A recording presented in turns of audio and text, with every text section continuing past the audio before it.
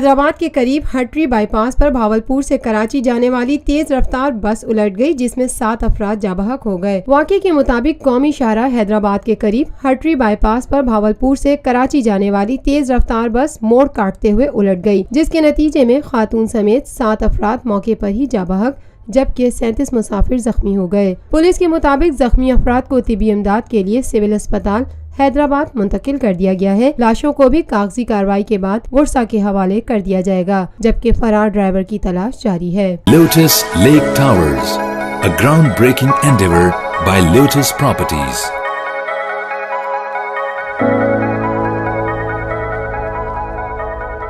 यह है खबर का जहां और आप देख रहे हैं TNN TV।